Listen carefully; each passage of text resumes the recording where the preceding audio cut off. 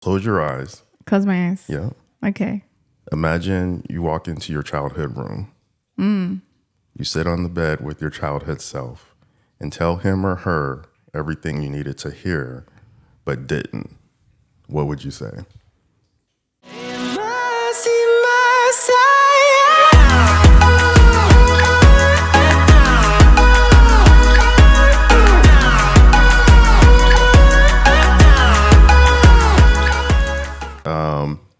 We're back. We're back, guys. And we're going to go ahead and jump into the topic for today.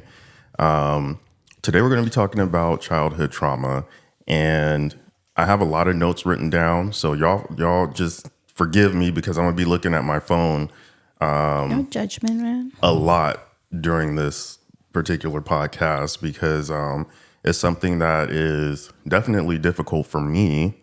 And I just want to try and convey all my thoughts appropriately. I don't think it's only going to be difficult for you. I don't know. Okay.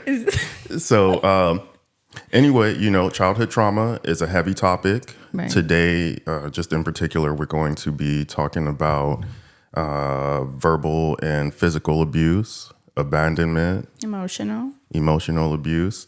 And if those things are triggering for you, then feel free to go ahead and skip this episode and join us in the next one. Or leave your comment. Like, why is it? Maybe there's something that we can improve or kind of be mindful of it. But, just leave your comment. Yeah, for sure. And before you go, and if you do like our comment, please like and subscribe to our channel. And we're going to get right into it. Okay. So in doing some research for this particular video, and I do want to shout this guy's channel out because I do like listening to him. His name is Amir Odom. You guys go ahead and check his channel out. He's basically he does a reactionary channel. So he watches videos and reacts to them. And he went over childhood trauma and he watched a bunch of videos and reacted to those. And a lot of those videos were everyday people, and not just that, but therapists as well who have experience with childhood trauma. Okay. Yeah. Okay. So let's do this. I'm gonna give you an exercise, and for you at home too. Okay. There he goes. You're just really diving in, man. Yeah. Let's do this. Okay. Let's see. So close your eyes. Close my eyes. Yeah. Okay. Imagine you walk into your childhood room.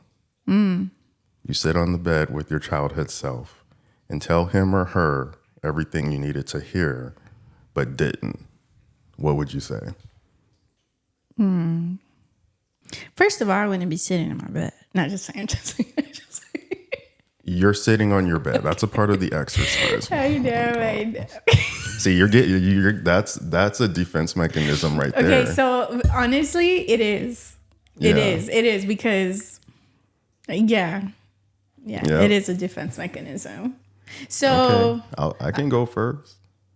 Okay. Because I already know what I'm gonna say. Okay, and but so you've had some time to think about it. Yeah, I've too, had time to think about it. So maybe that'll give you a minute to think. All right. Okay. Okay. So, and listen, this is uncomfortable for me, so y'all bear with me, okay? I think I would go back to maybe around the time I was, probably like 12 years old, maybe. Something like that. And I would sit down on the bed with myself, and I would say that things are bad now, and they're going to be bad for a while, but they're eventually going to get better. And then I would give my younger self the biggest unconditional hug because I didn't feel unconditionally loved as a kid.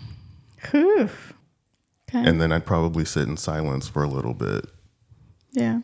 Yeah, I'd sit in silence for a little bit because I just want my younger self to know that, although he felt lonely, he wasn't alone.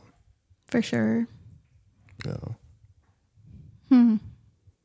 So I have questions. Do you want me to ask, or do you want me You can ask questions. Yeah. So, because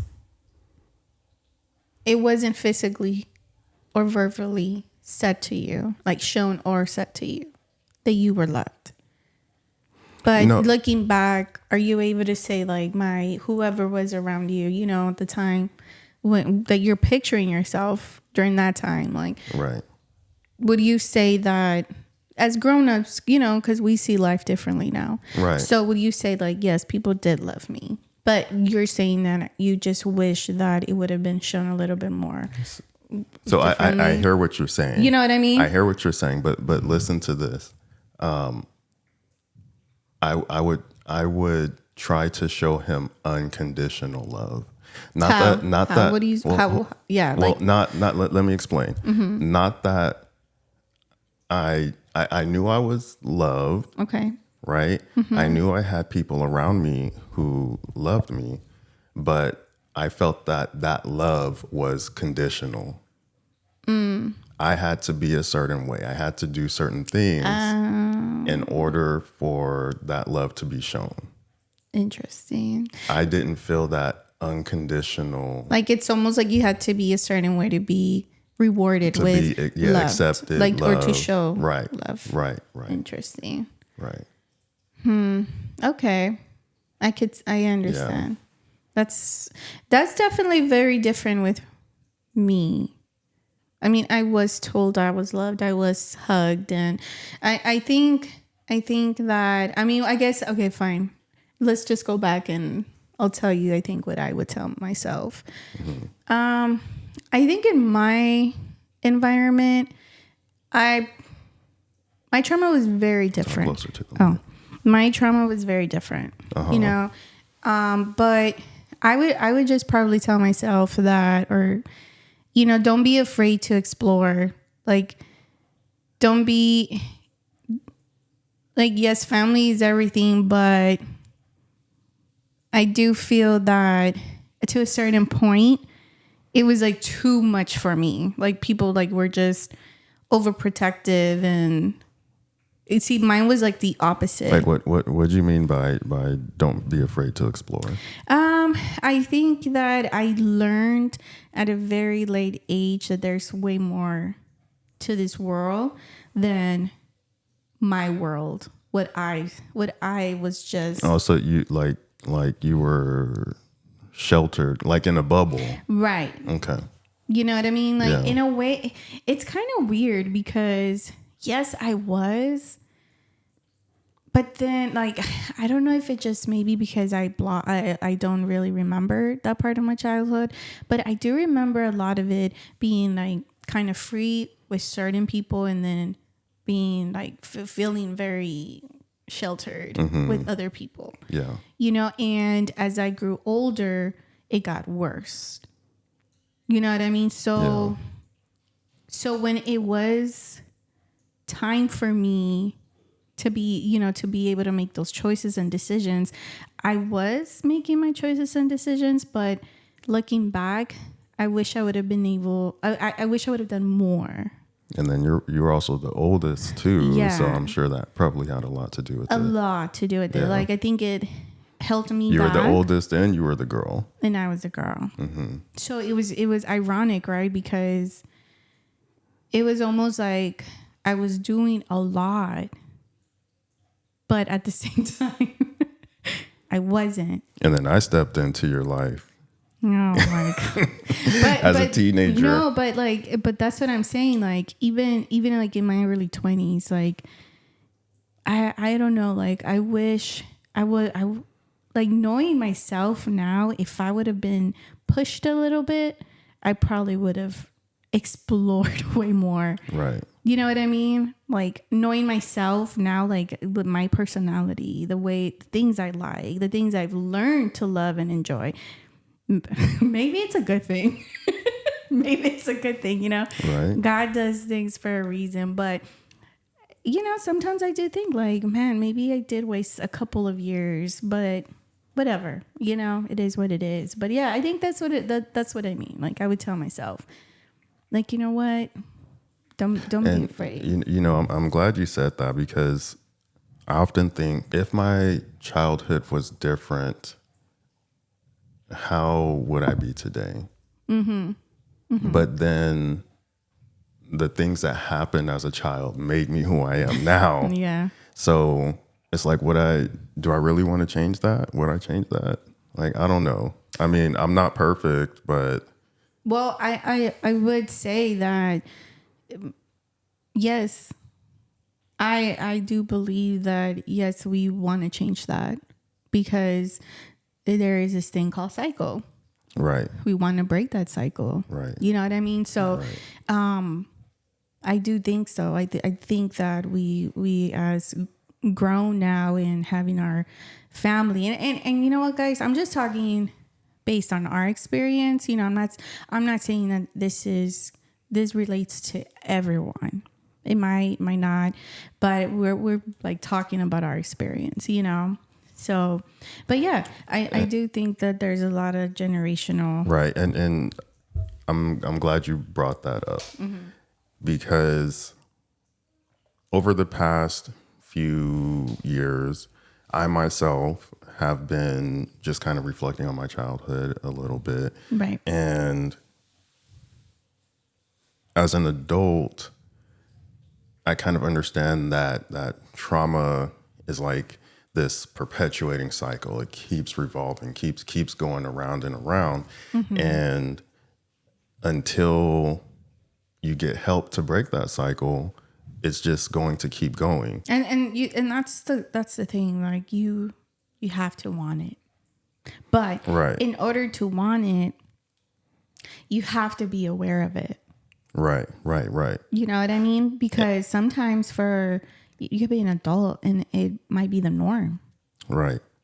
Exactly. And not you don't know. You don't know. You don't know. You think it's normal, right? Right. So just looking back on like my family history, it sounds to me, coming from like my mom and aunts and stuff, it sounds like my grandmother had a difficult life. Right. Right. Right. And so she ended up projecting her trauma onto my mom and the rest of her siblings. Right. And so my mom didn't get a chance to deal with her trauma. And so she projected that onto myself and my sister. Right. Right. And then, so with my childhood, I had to deal with a lot of stuff with my mom, Right. paired with the fact that I lost my dad, well, he wasn't there, and then I lost him. So you had abandoned, like yeah. Yeah. There's a lot. There's a So lot. there's just a whole lot to break down. And, it's not that I do want to say this. I'm not throwing shade at my mom, right, or my dad, but because I would say this, like, if they experienced, like you said, like generational trauma, right, it's fair to say like they did their best at the time because they thought they were being parents. Right. That's what they were taught. Right. So that's how they were parenting you. So they just learned from their parents, right, and they just continued the same type of parenting, right, basically. Yeah. Yeah. And it's so weird, right? Because seeing our parents as grandparents, they're man, I don't even want to talk. It's like, where were those parents at when we were young? Completely, like, yeah. Your mom is amazing with our kids, right. Like our kids have really great grandparents. You know what I mean? Right. So it's like, man, where the heck was that at? And that's what I mean. Like, that's what makes me believe, like, they did their best at the time. Right. You know what I mean? And one thing that I am grateful is that we have the opportunity to sit down and talk to our parents and kind of ask this difficult questions. Did you really think that was the right way to either punish me or redirect a behavior, or you know what I mean? So it's difficult. I can tell you that much because no, you're absolutely right. And I think that our parents grew up in a completely different time where maybe they didn't feel comfortable approaching their parents, even as adults, saying, well, how could you, like, was this really appropriate? right. It was just like, this is the way it's going to be. And it was. I don't think, if you really, if it was, what do you hear a lot of the older generation say? In my days, if I acted up, the neighbor was able to be whoop whooping me, on you. Yeah. Yeah. So, you got to look at the culture, the environment, Right. it was kind of the norm. Right. Not to say that some situations are a little bit more traumatic, a little more severe. It was the norm, but that doesn't mean it was right. Yes. Like, could you imagine the neighbor like whooping on one of our kids? Man, somebody's about to call the cop. That would be crazy, right? So, no, hey, we're gonna be like, you're gonna be like, did he just whip my kid? So I didn't want to give our audience a little insight into my childhood and how I grow up, just to give them like context on what what I'm talking about. So I was born to teenage parents, right? Parenting. Show must go on. Parenting, man. Dude, just put your phone away, man. Put that thing away. That was part of the, like, boom, boom. So I was born to teenage parents, and imagine this: like, parenting as an adult is already difficult. Come on, how old were we when we had Elias? I know, we were in our early 20s. 24. Right? We were 24, or you were 23. And you just gave yourself away. Why? Because you're older than I am. Oh, whatever. 6 months, guys. But even then, we were scared. Yeah. You know what I mean? We were scared. Yeah. Like, we weren't that young, like, teenagers but. And I'm just like, sometimes I'm just like, man, F them kids. Stop saying that. No, it's true. It's true. Gosh. So anyway, I only say that to say this: if it's difficult, if it's difficult parenting as an adult, right, imagine how much more difficult it is as a teenager. Yeah. Like, you can't even take care of yourself. So essentially, the child has two sets of parents, yes, right? Because the grandparents play a big part in raising the grandchild, right, because the parents can't even handle themselves.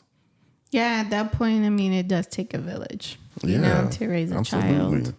And that's if you have the support. Right. So when my mom was old enough to move out, she moved out by herself, and I stayed with my grandma. So I lived with my grandma, and I visited my mom. And, that was just like the norm for me. Right. Right. When I was about 10 or 11, that's when my grandma got really sick. And so at that point, my mom had to take me full time. And then I remember, towards the end there, she was in the hospital like a lot. And my mom was trying to like prepare me for her passing. So we would, she'd have conversations with me about dying. Right. And I remember this one particular day. I think it was a Saturday. I remember it like yesterday, man. I was sitting at home in my room. I was playing Sega Genesis. I think I was playing Sonic the Hedgehog. Very detailed. Yeah, I remember this day for sure.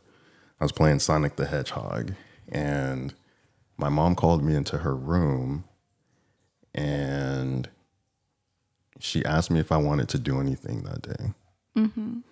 And I said no, but like I said no because I didn't want to be like bothersome. I didn't want to like bother her. But in the back of my head, I was like, man, the Power Rangers movie is out this weekend. Like, I really want to see Power Rangers, but I'm like, oh, that's okay. Like, I don't want to bother my mom. And Okay. and then yeah, hold on for a second. You're gonna forget. Yeah.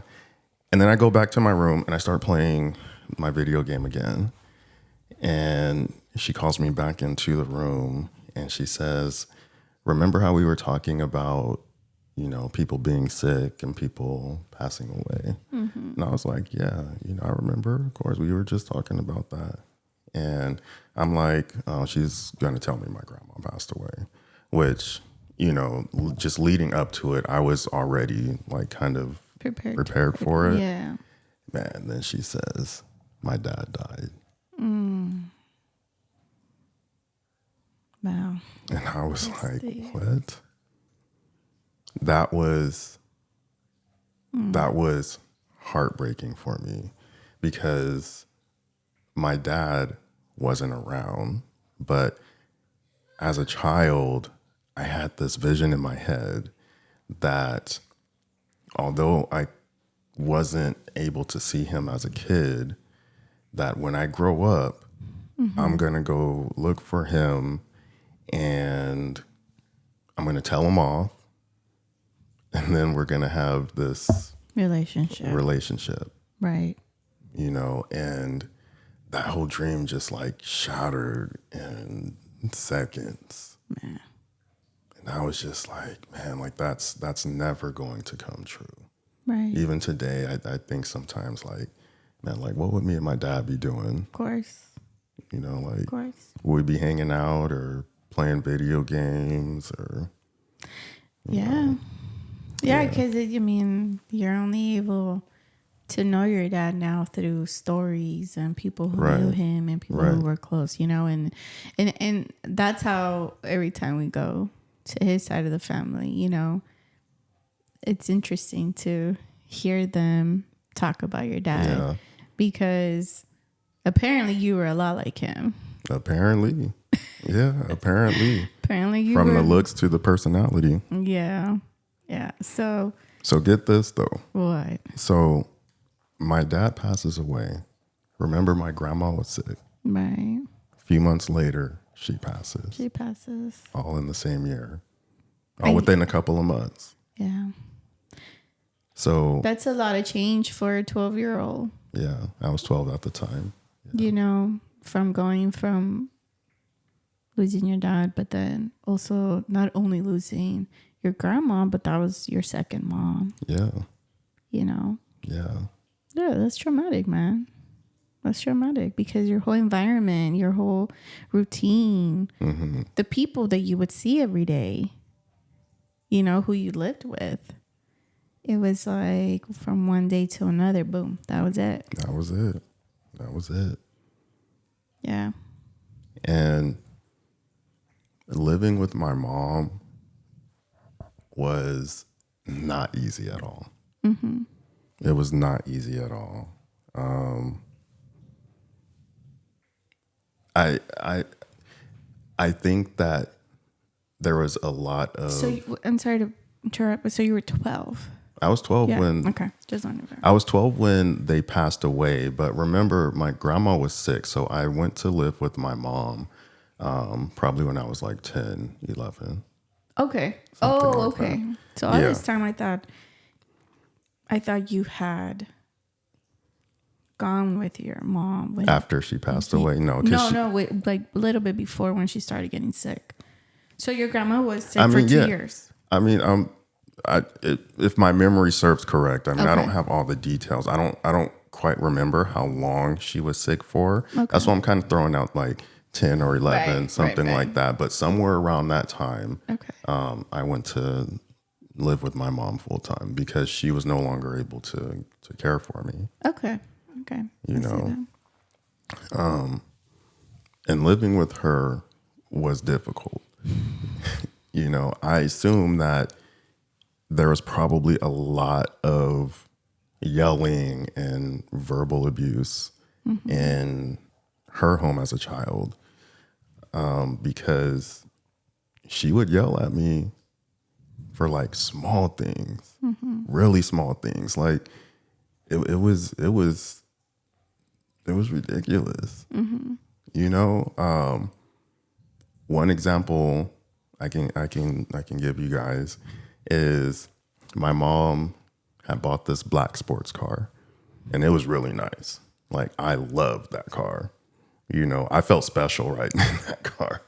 You know, and when she'd ask me to wash it, I thought I was like detailing that thing, man. So much so, and I don't think she knows this, but I would wash and rinse that car twice because I didn't want dirt or water spots on the car. Right. Occasionally, she would ask me to wash the car before she'd go out for the night, you know, with her friends or with my stepdad or wherever she was going. The problem is she would ask me to wash the car like late in the day, like when it was sunset. You know, So you didn't have enough sun. right, Or and it the just car looked and the different car and it was was and the black. car was black. Yeah. You know, so the car's black, the sun's setting. I still do my routine. You know Right. what I mean? I wash it, I rinse it, I wash it again, I rinse it again, and then I dry it off. You know, if we had like tire spray or whatever, I'd spruce it up a little bit or whatever. You know, and she'd come and look over the car for whatever reason and like point out a spot that I missed. And she would yell at me for missing that spot and then tell me that I missed that spot on purpose. I missed that spot on purpose because to spite her is the words she would use. And I'm just like, no, like it's like in my mind, I'm just like, no, like it's dark, you know. But of course, I didn't tell her that because then I'd be talking back and I'd be in even more trouble. You know what I mean? But I'm just like, it's dark. The car's black. Like, well, you know, I did the best that I could. Right. You know?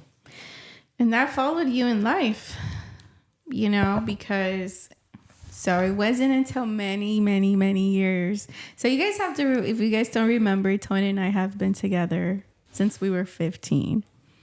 So we got married at 23. And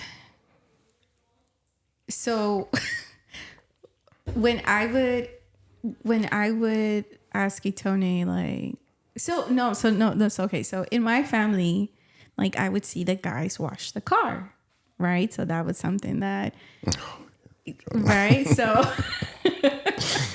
so it was, you know, I'm like, okay, so Tony, you know, like maybe he's the one that's gonna wash my car, you know?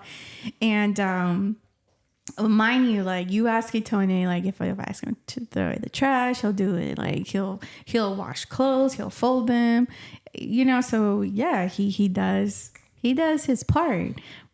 But guys, when I tell you to make this man wash my car, he will not. He would rather me take it to the car wash. But and for the longest, I'm just like, why? So it wasn't until I learned about this story, and then I put two and two together, and realized that you don't wash it, because I do believe that it's related to that particular chore when you were a young kid. Like I don't So you probably don't know it. you might be right, but I'm gonna defend myself. And let's see. Okay, I'm gonna defend myself Okay. a little bit. Okay, so I'm into cars. No, he is. And that's the thing. Like he is. Yeah, So I'm into cars. yeah.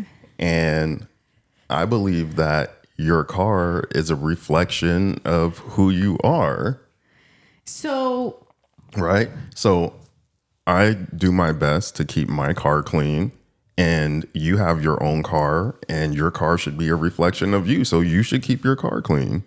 but when I've asked you to wash my car, that is like the one chore you have a difficult time. Yeah, because when I wash the car, then I wash the car.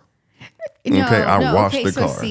So you see, And I'm like, when it I don't comes feel to like washing your car. no, when it comes to washing the cars, guys, I'm telling you, it does have to be a very particular way. So I'll say this: when Elias was younger, I did notice you also telling Yaya like, "Hey Yaya, you gotta do it like this. Hey Yaya, there's some spots there. Hey, yeah, you know what I mean." So, in my mind, I'm just like, dude, like he's only 8 years old. I know, but he's he only should. 9 years old. My thought was he should take pride in his car. That's But why. because you know what I mean? You take pride in your car. Right. So he did a good job. He would do a good job. To me, in To my you? eyes. Exactly. Yeah. Well, just like I said, but I think because the way that you were taught, like, Okay. you know what I All right. mean? Like, no, you did what is this? Or, whatever. And I wouldn't come at him like that. I would just tell him, like, you missed a spot. You need to clean But it. do you understand? Like I'm trying to say, Yeah, is that I hear you. That's I hear not. That wasn't what I grew up with. It was like, okay, you wash the car, boom, boom, boom. You know what? It is what. Like that's it.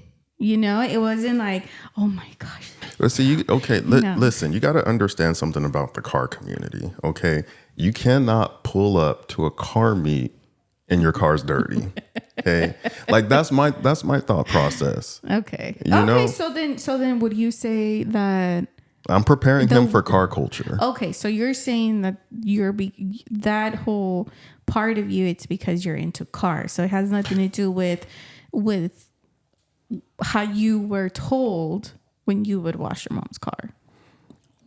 Hearing you talk, I think that there probably is some of that, but I do think that the majority of the whole car thing comes from just the car culture. Car culture. Me being No, and and I really thought that. And I'm not saying that it doesn't, because I did want to bring that up. Like you love cars and you took Right. So part of me was like, okay, here he goes again, like being very detailed and stuff. Right. But there were certain things that I was just like, I don't understand. So like once I learned that story about you, I was like trying to connect the dots. Right. And So it didn't just end, with the car. It was like everything. Right. Like everything had to be perfect for her. If not, I was getting yelled at or beat or both. And it was just like imagine like I felt like I was walking on eggshells every single day, right. not knowing if I'm gonna get yelled at or hit today, or I never knew what the day was gonna bring. Was it gonna be a good day or a bad day? Right. And oh man, like if I didn't do good in school, Right. that was the worst. That was the absolute worst. Yeah, she got my stepdad's corrections officer belt, which was like this thick leather. And, I would get hit with that. Right. Like, dang, man, Right. it was so bad. And I think I told you this before, but I don't know if I told you the whole story. And when I was in 6th grade, so I had to have been like 11 years old.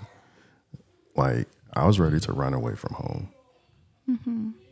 You know, I had, mind you, this is the mind of an 11-year-old, but I was just like so tired. Like, I did not want to be there, you know. So I had this digital watch, and I had, just came up with this plan. Like, I'm gonna set my alarm. I'm going to wake up before, in the middle of the night before anyone else is up. I'm gonna pack a few things in my backpack Right. and sneak out the house. And as a child, so this is the fun. Like, thinking back on it now, like, this is the funny part. There was a big park across the street from where I lived. I was like, I'm gonna go to the park and just go to sleep at the park. Were you going to build get some Like a little leaves tent or and something? yeah. Not like literally. I knew I wasn't gonna have enough pack for that. I was just gonna go and chill like on a bench or something, and be Have the done. easy life. Yeah, and be done with it. Were you going to be going to school? I guess not. I didn't even get that far, to be honest with you. Like, I guess I was just gonna be like one of them little orphans on the street. I don't know. Like, nobody's gonna go and look for me. I'm just gonna run away. Yeah. And that's it. No, but get this, and I don't know if I told you this part or not, but in my 6th grade class, we were given whatever assignment to do. Instead of doing that assignment, I got a piece of paper out and I started writing like a runaway letter. It was something along the lines of like, I can't be here anymore. I can't do this. That's like the beauty of children, that children will express it one way or another. And thank God for like teachers that are able to see those signs. Man, and so this is what happened. And maybe it was like God really intervening, because the teacher's aide, he saw what I was writing, and I got so scared because everything had to be perfect at home. I was like, this is it. Like, they're gonna tell my mom. Your mom, yeah. And then I'm gonna get in so much trouble. Right. I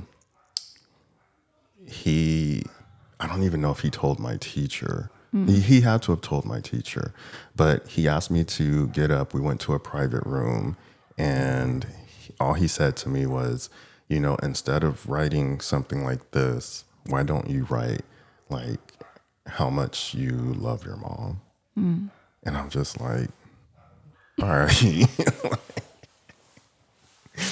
Like, yeah, okay, whatever. I was like, Reverse psychology? I mean, what do you call that? I don't know, but I was like, okay, I'm going to do it I guess he because was trying to probably make you think, instead of just thinking the negative, like, what are some of the positive that your mom has? What are some of the positive things at home? Sure. Maybe. Mind you, like, he wasn't even a teacher. He was an aide. Right. He wasn't a psychologist. So I'm sure he was trying to do the right thing, of course, but for myself, I was just like, I'm going to just do it because you said to do it. And I guess the jig is up. So forget running away. Right. I did set my alarm several times, though. I don't even remember. I think it was like maybe 4 or 5 in the morning. My alarm went off and I woke up, and 11-year-old me was like, man, I'm too tired today. I was like, I'm gonna do it tomorrow. I'm gonna do it tomorrow. And That this, was like, God, man. That like, was God, not 11-year-old you, yeah, man. like this went on for, man, probably A like a week or whole two. year. No, it wasn't that long. It's probably like a week or two. And then, like I said, the teacher's aide ended up stopping me from writing that letter, and that was it. That was amazing, though. Like how, yeah, you're right. I think that was probably God said. And it's kind of crazy because you were kind of scared that your mom would have found out, and yet you still stayed. She said, like, how a Well, where child, was I gonna go? I would have been scared if my mom found out, and then I'm going to get beat or that. Yeah, You know what I mean? yeah, So that's, yeah. But yeah, you're right.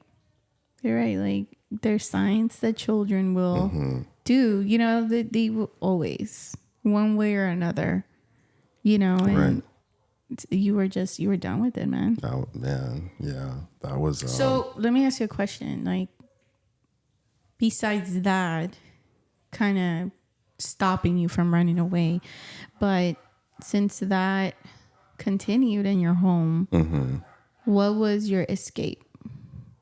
What was So, like your okay. way of coping with that situation? So, actually, I want to get into that. That's a segue for what are some of the effects of childhood trauma. And one of the effects is isolation, Right. right? So, as a child, especially like in my teenage years, I would just close my door. And part of that was because I was a teenager and I wanted some privacy. Right. But a huge part of that was I just like wanted peace. And that was like one of my only ways to have peace was just to, be in my room. And Sorry, guys, if you hear anything in the background. We are having a gathering today. So you might hear some voices. so that I wanted peace. So you isolated yourself in your room. Another thing that came up in the research was staying up late. Staying up late. And I heard about that. yeah. Yeah. Yeah. Staying up late. Because that's like that's like the only time after, work with the kids or whatever you have in your life going on. But after a certain time, it's like that's your me time. Right. Me time to do whatever I want. Right. Right. And for me, it was just that was the time where my house wasn't chaotic. My house was peaceful. You would, I didn't man. feel You would stay up late. Like, Itone would keep me in. There was times, guys, that I had to tell him, like, Itone, I am tired. I'm gonna hang up. Or I would just stay on the phone with him. We would literally just stay on the phone and fall asleep. That's true. But I think part of it was I felt comforted by you. Right. So Right. I wanted something to latch onto, I guess. So I would stay up late, and Yeah. even before I met you, like I would stay up late. And I don't know if that's like, because I see Elias, he stays up late, like playing games or whatever. But he's a gamer, though. Right, You know what I right, mean? right. And Elias will come out. Like if we tell him, Right. hey, come and hang out. Like, Yeah. you know what I mean? Like Yeah. he does make that. But I'm saying like, like even when I was like Leilani's age, I would be up like really, really late. Really late. That's interesting. Yeah. But do you feel because, I mean, I don't know. But if we let the kids stay up late, they will stay up late until 2 or 3 in the morning. Right. But do you think you were personally doing it because that was your peace time? Looking back and after hearing, looking at the research and hearing some therapists talk about it, I do believe that, yeah, it was for me, it was for peace. Right. Yeah. Because, life wasn't chaotic at 3 in the morning. Right. everything was quiet and I didn't have to walk on eggshells. So I really did challenge you then when you came into my life. Hey, you wanted me to go to sleep? I'm like, no, let's stay up and talk for a minute. Well, not only that, but so Tony and I always talk about like how he is, and like we can be sometimes day and night in the sense that I love noise, I love being around people, right, and Tony always tells me like I need, and I already know this. There's a time that Tony kind of needs to retreat himself to, I don't know, I get himself back together. Because it's pretty overwhelming for him. Do you feel like maybe having built up those habits growing up has also contributed to that? The way that you react around people? So isolating as a child definitely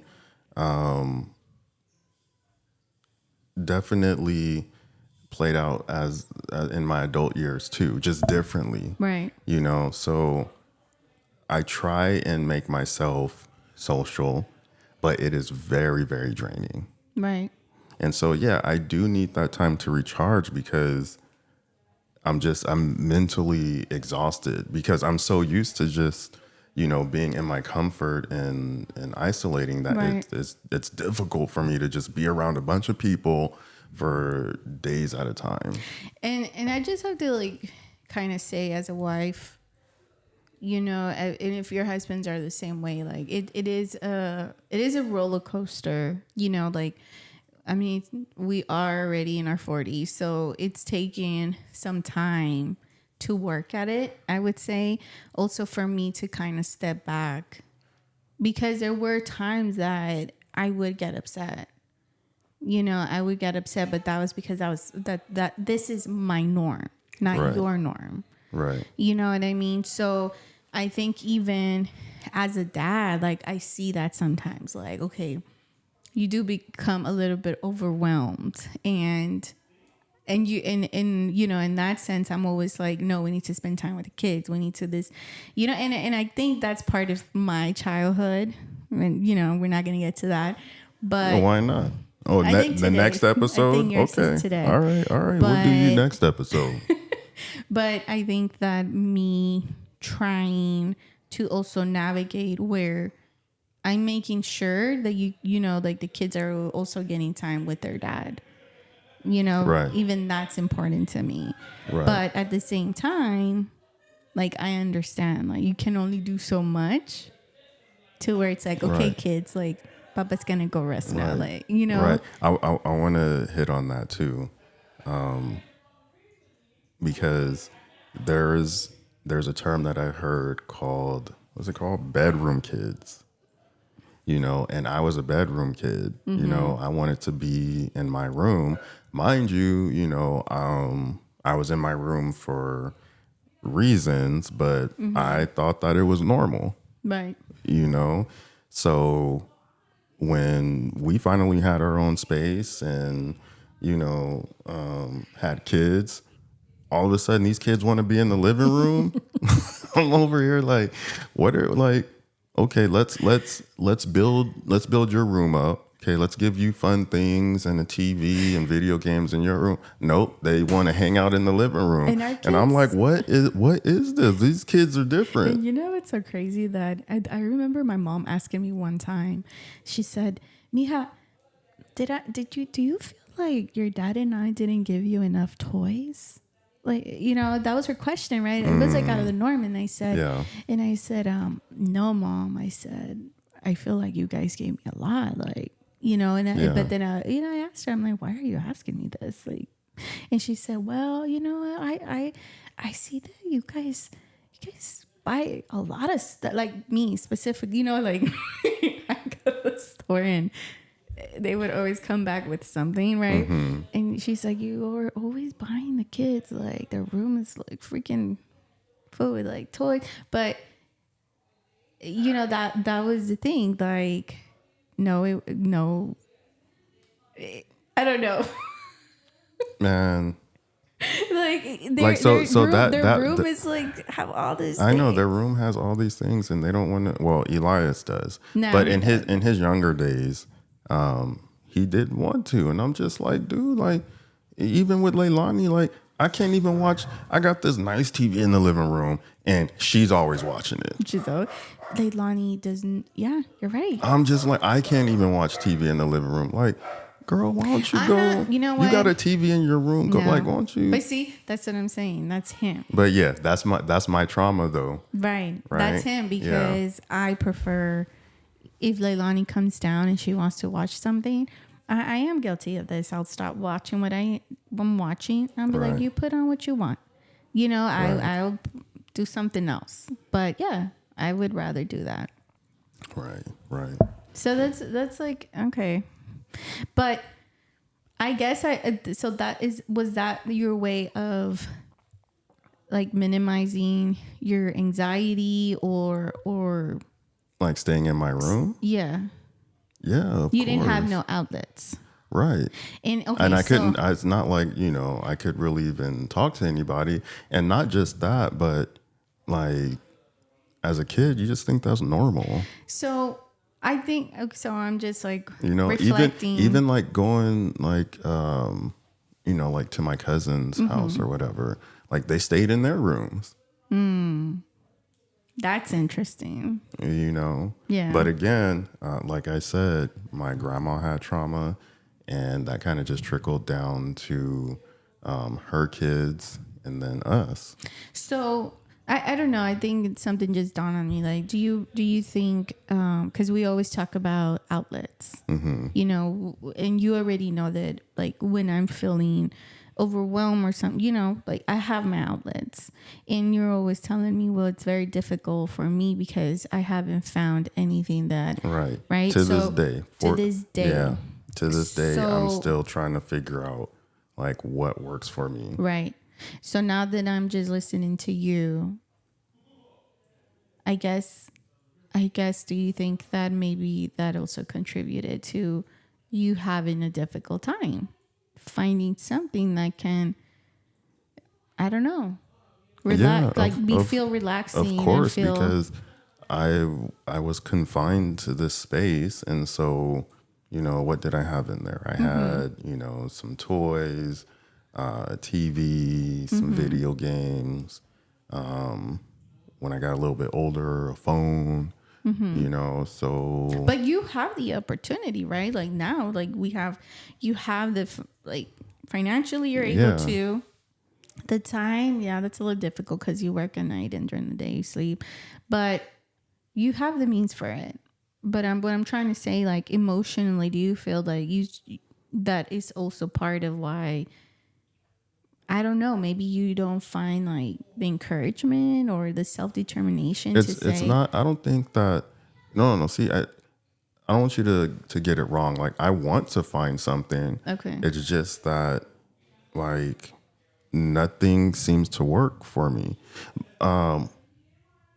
You know, that's why sometimes I tell you like I want to like just be in the yard and cut the grass and like just do that by myself because. Yes. Because that, and again, that's probably me isolating myself again. But for some reason, like that is something that I find, I guess, relaxing to like, you know, to do that task that, you know, takes my hands and my eyes and, you know, it kind of, it's a way to like take my mind off of whatever stress. When do you think it was a turning point for you to realize like, wow, this is my life was traumatic and the certain parts of your life were traumatic? Because I do hear a lot of stories, you growing up with your cousins and your mom, and you know, they're pretty amazing. Like you had a good time, right? Like going to Knott's or one of the, oh yeah, for sure. You know, like having your weekly dinners at TJF's and you know, and it wasn't all bad. I know we're talking about the bad things right now. No, obviously it wasn't all bad. But that's what I'm saying. Like, when was it? When did I realize that my childhood was traumatic? It probably wasn't until like my mid 30s, raising our kids, where I'm just like, man, like what a lot of things that I went through are not normal. Listening to how you grew up, and not to say that you were raised perfect. Looking at some of the friendships I had as a child, and I'm just like, man, these homes are so different than mine was. Right. You know, so it was like I said, I was probably in my mid 30s, which wasn't that long ago. You know, So, what has helped? Like, would you say you're still healing from it? Would you say has it become easier for you to kind of start exploring, I don't know, things? so now I think with just we have social media, we have YouTube. Therapy doesn't really have this stigma like it used to have back in the day. And so I'm still trying to figure it out. I've I've been to therapy, it just, because of circumstances, hasn't been consistent. The one therapist, he ended up moving jobs, and the one I have now, she's on strike with the other therapist. Yeah. So and then trying to, like, they offer me to talk to somebody new, but it's like telling the story all over again. I hear that. That's a very common. That's like, Yeah. I just feel like, I'm trying to hold back, right. like talking to you right now, Right. and just to I've already told the story. I don't want to tell it to somebody else and like relive that again. So, what do you do in that sense? Is it almost like self healing? Learning on your own and move on from it? I mean, I'm trying to do what I can. My biggest thing right now is finding outlets, finding something that works where I can, do it and kind of just be free of stress. Something that I can rely on, like maybe on a day-to-day basis, because obviously I can't cut the grass every day. And, Yeah. time doesn't permit that. And, it's like a haircut. You don't get a haircut every single day. So, yeah, I'm still, I don't know, soul searching, if you will, Right. trying to figure it out. Right. Yeah. I get it. Another thing that I learned that is really big for me too. People who go through childhood trauma have difficulty speaking up for themselves. And that's a huge one for me. I have such a difficult time, Very. especially with authority figures, with supervisors, and people older than me. I'll say this. I'll Older say this. generation mom, and I think you've come a long way, Tony. I think you've come a long way, but I do agree with you, because there was a lot of times that I did not understand why it was very difficult for you to tell your mom the way you felt when a certain situation occurred. To me, it was like you would tell me, but then I would be like, why? In my mind, I would just say, like, why was that so difficult for him to tell his mom? I'm very verbal. And, like you and I are the opposite. Like, if something, my mom does something, maybe it's not good because I just like kind of go right away and talk about it, and maybe I shouldn't be doing that.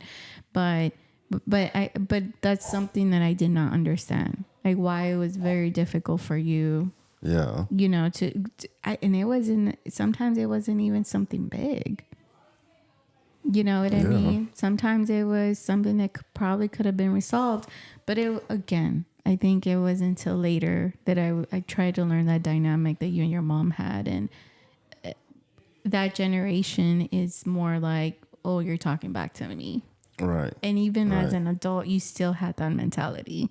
I do. And it's very difficult. And, you know, not just at home, but in my work life too. Right. You know, like being a nurse, having to interact with doctors who, you know, in America, you know, doctors and lawyers, they're at the top of the food chain, you know. And then not just that, but as a nurse, I have to be responsible for certain things, which may, may, which I may have to, what's the word I'm looking for? Which I may have to dictate to, you know, someone else, you know, the CNA or whatever, or who, you know, whoever else. And it is difficult. And so the way I deal with that is before I talk to somebody, I have to play that scenario in my head, Right. and I have to go over all possibilities. Otherwise, if you know something happens and it's not one of the possibilities that I went through in my head, I get stuck Right. and Yeah. don't know what to say. Yeah, I could see that. Yeah. But you're like that in a lot of areas of your life. And it's probably because of that. You know like, what I mean? That probably has a lot to do with it. Like I literally So you have to like sit down and kind of process it, and he'll go over it and I'm just thinking, Tony, it sounds fine, it sounds good, and you know, but not until you yourself feel comfortable, you know, then you're Right. ready to do it. Yeah. Yeah, absolutely. But I'll tell you this though. I'm telling you right now, you've come a long way. You know, and I can see that, you know, you having those tough conversations with your mom, you know, over the years has helped Right. you a lot. You know, and I appreciate that you're like, we have to appreciate your mom, like also being open to listening, and, you know, because it is hard for that Right. generation to sit back and listen. Because I've seen a pushback from other parents, Right. you know? Right. Yeah. So kudos to you, man. Pat I yourself in the mean, back. I know that I've made some progress. Is there room? Yeah. Not just Yeah, whatever. So, yeah, I know I still have a long way to go. And you know, I'm working on it. I'm trying, and you know, I'm just hoping that we break the cycle, and you know, our kids raise their kids better than we were raised. Sometimes, you know, it all just takes communication with your kids. Right. You know, and that's one thing that especially with like Elias, since he tends to be a little bit more quiet, our daughter's the verbal one. I do once in a while, you know, have asked him, like, do you feel like your dad and I are doing a good job? Is there anything that, you know, we've done to hurt you, or I don't know, improve? You know, like I do sit down and have those conversations with him, and yeah, it's good to have them. It's good to have them because we're You know, not, I mean, he's also hitting his adult years and too. that's why, You know, and that's why. so Because who knows? He might be in 20 years doing his own podcast talking about it. Yeah, I know, right? Oh my gosh. Like, this is what my mom and dad did. And it's so true. Like, you, as a first parent, and that's why we have to be a little bit mindful of that. Our parent, like, as first kids, like, our parents were also learning with us, Right. and so we have to give them a little bit of break there. And, as a kid born a teenager, it's like we're growing up together. And that's it, and that's what I've always told you, and that's what I tell you, Tony, that, thank God that you had your grandma. Yeah. You thank God that you had your grandparent, your aunts, and at the end of the day, maybe your mom wasn't there every day, but doing the work that I do, like I guess I can see it a little bit different. Whereas, like, you had a roof, you had food, you had clothes, and yes, I understand that you, as a child, you still long for that parent to be there, your parents to be there. Like, I get that, And then on the other hand, I'm just like, you had somebody there that loved you. You're right. You're right. You had somebody that saw you and cared for you. But yeah, just to circle back though, like, because of my childhood, I still feel like I'm looking for that unconditional love. Mm-hmm. From a parent or from anybody? Do I not love you enough?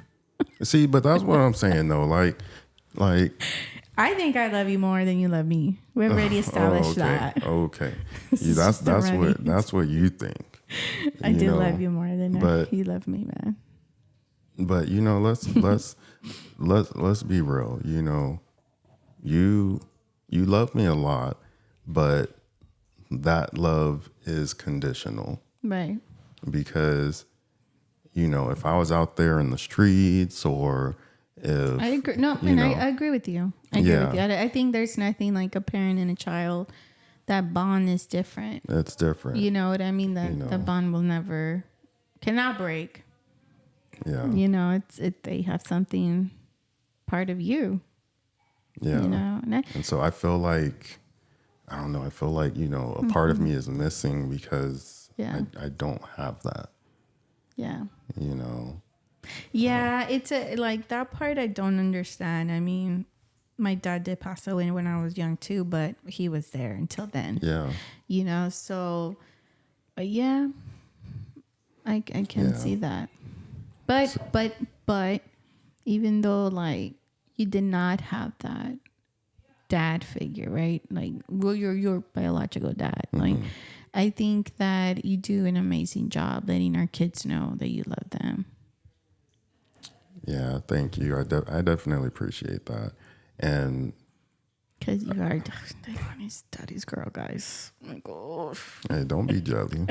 and even our son, like, even when Elias, you and him go, and I can see him enjoying the conversation he has with you and how you both can relate to, like, certain topics, and you know what I mean? Like, your guys' personality, even though he's a lot like me too, but he's a lot like you.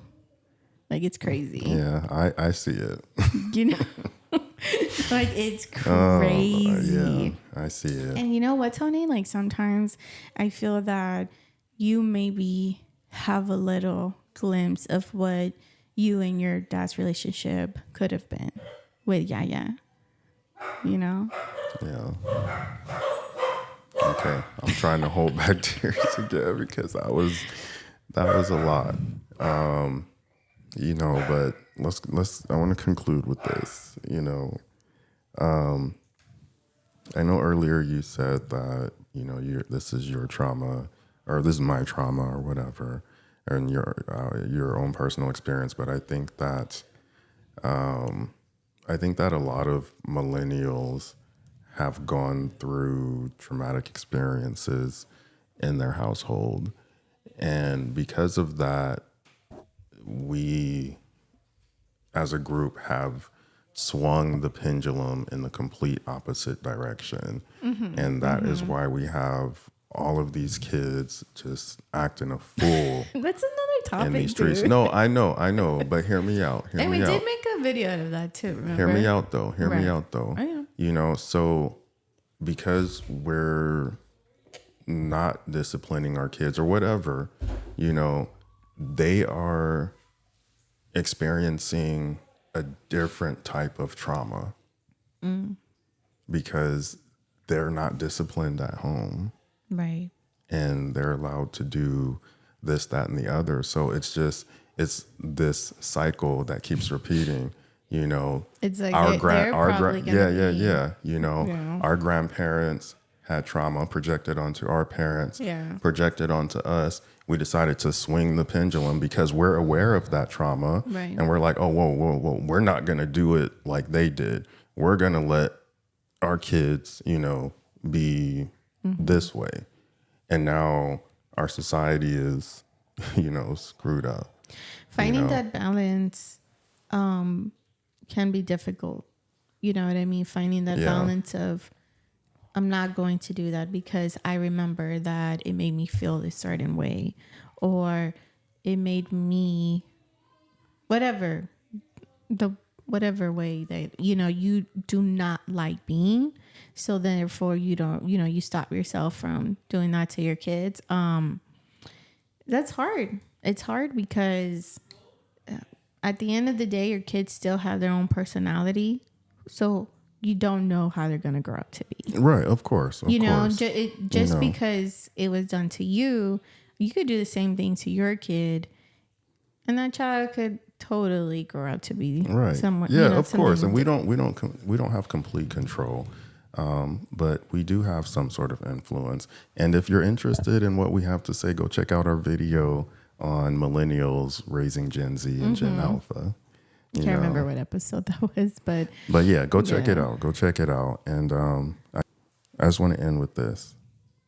You can't heal what you don't confront. Yeah, I agree with you. I agree with you. I think that we can also talk about, you know, the healing process comes in many forms. You know, for everybody, your healing is different from mine. But I feel like if you, I do would recommend, you know, if anything or a lot of things trigger you, I mean, make that be a sign. But It's time. just go talk to somebody. Yeah. Go get help. There are people out there, and it's so easy now. You know, they have all of these online therapists that you can go to now. Yeah, but you and guys have to be careful. So with that, like coming from the field that I work in, like I don't totally disagree with that type of help, but I'm not totally for it. You have to be really careful. And like what do you have to look out for? I mean, are these people, like, look at their credentials, look at the type of therapy they are known to give, because there are a lot of type of therapies, and maybe one does not align with whatever trauma you experienced as a child.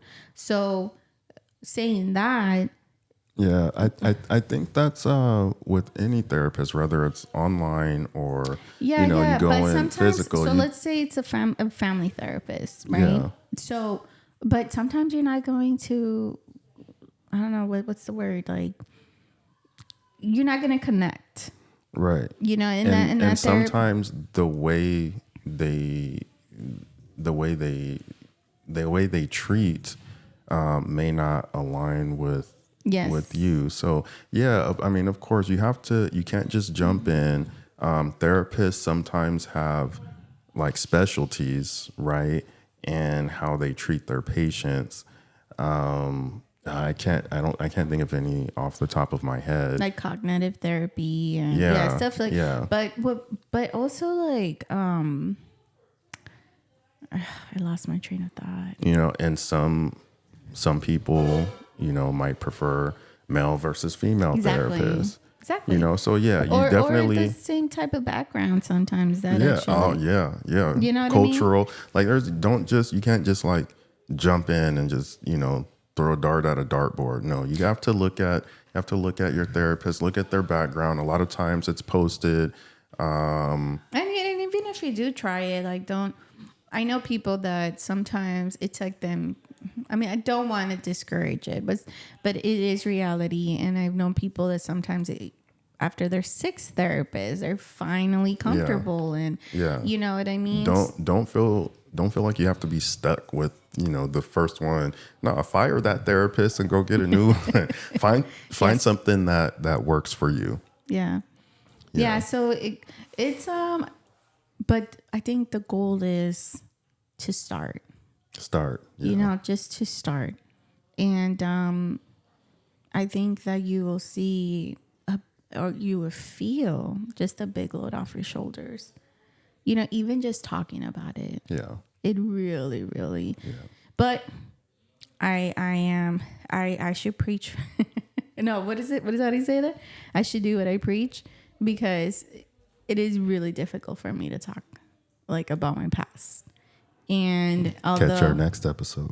maybe, but as much as I encourage people and help people, I think that's the way of me probably healing. Maybe sometimes I actually tell myself like, well, Or is that you projecting?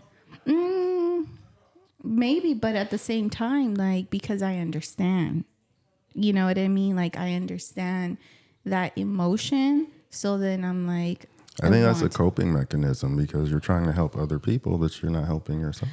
It can be a coping mechanism, but I'm okay with it. That doesn't mean that's right.